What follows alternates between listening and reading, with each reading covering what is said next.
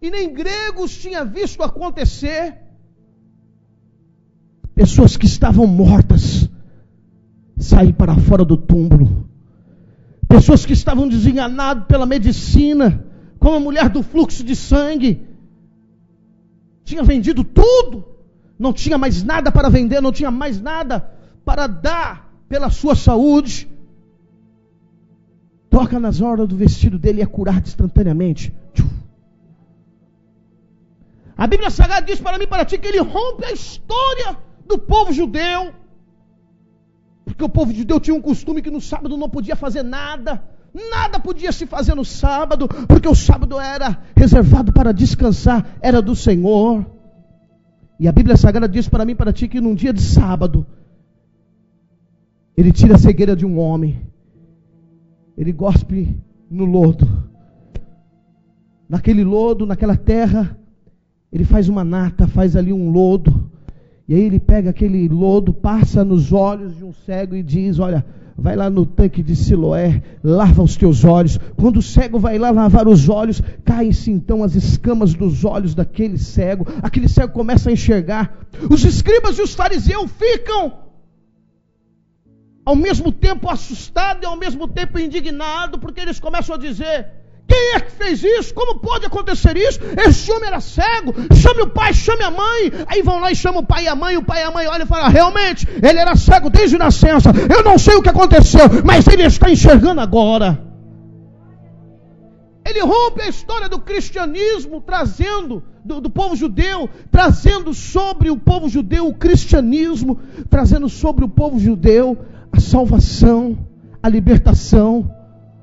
A Bíblia Sagrada diz para mim e para ti que chega um homem até ele e diz: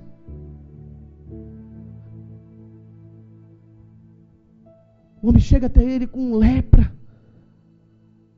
pergunta: se tu quiseres, eu posso ser curado? Aí ele olha e fala assim: eu quero não, eu quero, seja curado.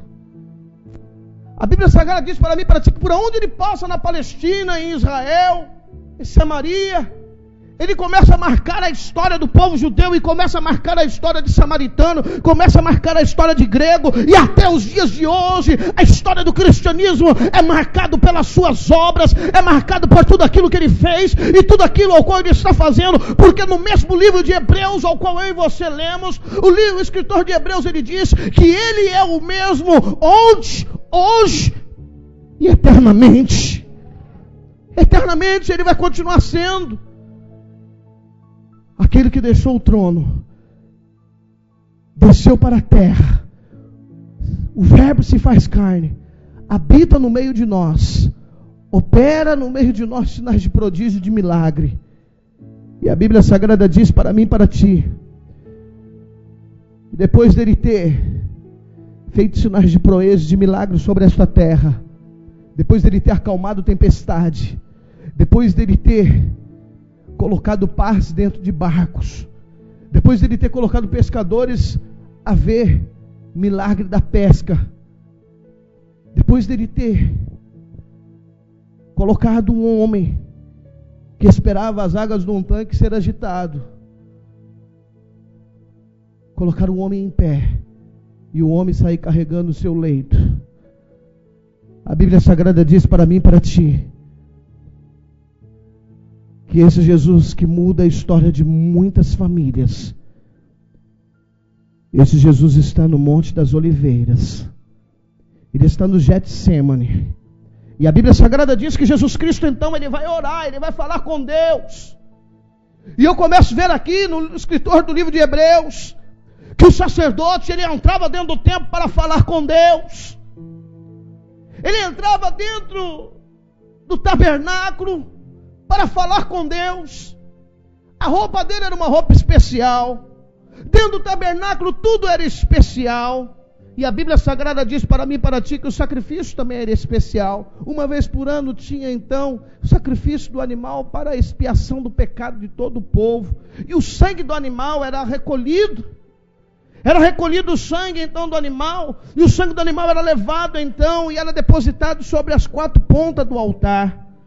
E depois que era colocado o sangue do animal nas 4 pontas do altar, o sangue escorria, caía-se o sangue aonde estava queimando o incenso, aonde estava ali pegando fogo e estava subindo a fumaça do incenso.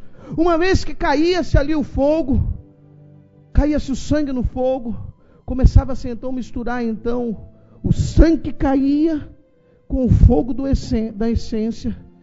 E a Bíblia Sagrada diz para mim e para ti que a glória do Senhor descia no tabernáculo. Descia-se uma nuvem de glória. E aquela fumaça era diferente da fumaça que subia do altar. Porque uma vez que descia a nuvem de glória, o povo do outro lado, do lado de fora do tabernáculo, fazia festa. Porque o povo olhava para a nuvem, olhava para o tabernáculo, e o povo falava: Deus está falando com o sacerdote. Deus está recebendo o sacrifício. Deus está recebendo a nossa oração, a nossa petição. E agora eu começo a ver agora Jesus Cristo agora no Getsemane. E a Bíblia Sagrada diz que o Senhor Jesus Cristo começa a orar, começa a falar com Deus. E a Bíblia Sagrada diz para mim e para ti, que assim como o sacerdote ele entrava no Santo do Santo, para falar com Deus, para oferecer ali o sacrifício, por todo o povo judeu, por todo o povo hebreu, assim como o sacerdote ele ia ali no tabernáculo para poder estar fazendo o mais perfeito sacrifício diante dos homens que estavam do lado de fora. Eu começo a ver agora Jesus Cristo agora como sumo sacerdote, como o escritor do livro de Hebreus o chama, o sumo sacerdote agora, lá no Getsemane, com o seu joelho dobrado, orando a Deus, falando com Deus. E sabe qual foram as palavras de Jesus? Pai, se for possível, passa de mim esse cálice. Pai, se for possível, passa de mim, Pai. Mas se não for possível, todavia, faça a tua vontade, faça o teu querer. Eis-me aqui, Pai. A Bíblia Sagrada diz para mim e para ti que o suor de Jesus, a agonia era tão grande a agonia de Jesus, que o seu suor começa a ser transformado em sangue. A pressão psicológica, a pressão ao qual Jesus Cristo sofreu ali no Getsemane, em saber o que iria acontecer a partir daquele momento com a sua vida, para trazer sobre a minha vida e sobre a tua vida o sacrifício perfeito, o único sacrifício. A pressão foi tão grande que a Bíblia Sagrada diz que o sangue do meu e do teu Redentor começa a ser transformado. O suor começa a ser transformado em sangue. O suor de Jesus começa a ser transformado em sangue. De tão grande foi a pressão ao qual ele sentiu, o peso ao qual ele sentiu daquele momento. E a Bíblia Sagrada diz para mim e para ti que com um beijo, somente um beijo, Judas Iscariotes entra no meio dos discípulos, sela Jesus com um beijo. Os soldados vêm, pegam Jesus. Pedro, na sua ingenuidade e na sua pouca experiência, e ainda precisando um pouco ser lapidado para o querer de Deus sobre o seu ministério, saca a sua espada, corta a orelha do soldado Malta. E aí Jesus Cristo, sabendo que o pior ainda viria sobre a vida dele, que só estava começando, o beijo da traição só estava começando, os soldados batendo ali em Jesus só estava começando, Jesus se preocupa em pegar a orelha do soldado Malta. Jesus se preocupa em colocar a orelha do soldado no local e realizar o último milagre diante dos olhos dos discípulos. Porque a partir daquele momento seria executado na terra o maior sacrifício e não milagre. Mas Jesus Cristo queria ensinar para eles: ei, não é por força e nem por violência. Ei, Deixa eu ensinar para ti, Pedro. Você está preparado, Pedro, para a espada, mas você não está preparado para aquilo que eu vou passar agora. E a Bíblia Sagrada diz que Jesus Cristo coloca a orelha do soldado Malta, dá uma lição para os discípulos, para que os discípulos venham entender o que é cristianismo, o que é servir a Deus. E aí Jesus Cristo é esbofeteado, apanha, toma surra, chicotes.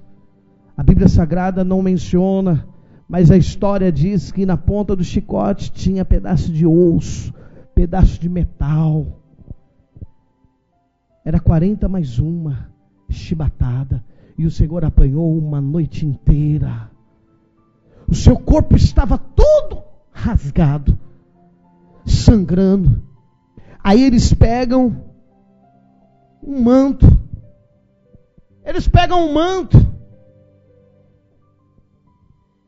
E aí eles lançam aquele manto, depois de bater muito em Jesus, pela manhã ou pela madrugada, eles cobrem o rosto de Jesus com aquele manto.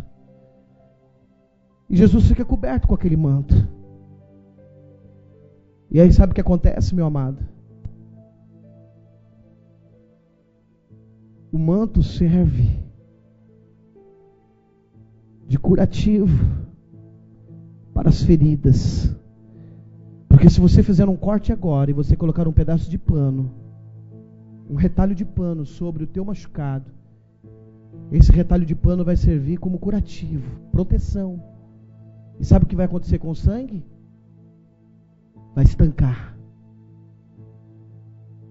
Parece que Deus olhou do céu e disse: ei, o sangue do meu filho não pode ser todo derramado agora. O sangue dele ainda tem que lavar uma cruz do Calvário. E Jesus Cristo, sabendo o que viria sobre a vida dele, ele recebe então um manto. Tu és rei dos judeus. Então peraí, pegue uma capa de rei para ele, pegue um manto. Aí pegam então um manto, uma capa e jogam em cima de Jesus. Aquela capa, aquele pano começa então a estancar o sangramento. O sangramento começa a ser estancado. E aquela capa fica em cima daqueles cortes profundos. E estanca o sangue de Jesus. E a Bíblia Sagrada diz para mim e para ti. O escritor do livro de Hebreus diz para mim e para ti. No versículo 20 ao qual eu e você lemos. Este é o sangue da aliança ao qual Deus prescreveu para vós outros. Para nós. Para mim e para você. E a Bíblia Sagrada diz para mim e para ti que depois que o Senhor Jesus Cristo passa pelo julgamento de Caifás, depois que passa pelo julgamento de Herodes, depois que passa pelo julgamento de todos os homens ao qual precisava julgar Jesus, Jesus então recebe uma sentença. Precisava-se então que na festa da Páscoa, na celebração da Páscoa, era de costume do povo judeu alguém ser liberto, alguém precisava ser liberto. E aí então se recua, ei, temos alguns prisioneiros que vai ser crucificados junto com ele. Vamos falar para o povo, porque é de costume do povo judeu, que nós libertamos um escravo, ou libertamos um acusado, um criminoso. Vamos perguntar para a multidão, quem é que eles querem que liberte? Se eles pedirem para que liberte Jesus, nós vamos libertar Jesus. Mas se eles não pedirem o nome de Jesus, Jesus vai para a cruz do Calvário. E a Bíblia Sagrada diz que do lado de fora, quando foi anunciado, ei, vocês têm direito de escolher liberdade para um dos homens que vai ser crucificado. Nós temos 3 homens que vai ser crucificado. 3 homens vão ser crucificados e vocês têm o direito de pedir liberdade para um deles. Ei, meu amado, Deus não estava preocupado com a liberdade de um. Deus estava preocupado com a liberdade de uma humanidade, de um povo santo e remido e de boas obras. Ali o povo estava preocupado com a libertação de um homem, mas Deus estava preocupado em libertar o mundo das garras do diabo, da morte eterna. E a Bíblia Sagrada diz que os homens começam a gritar: Barrabás, Barrabás, Barrabás.